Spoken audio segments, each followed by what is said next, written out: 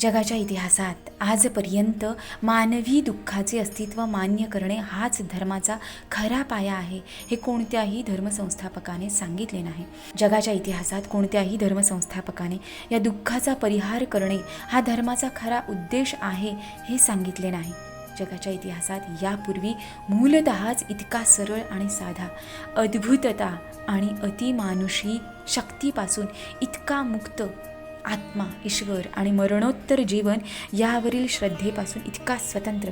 इतकेच नव्हे तर अशा श्रद्धेला विरोध करणारा मुक्तीचा मार्ग कधीही पुढे मांडण्यात आला नाही.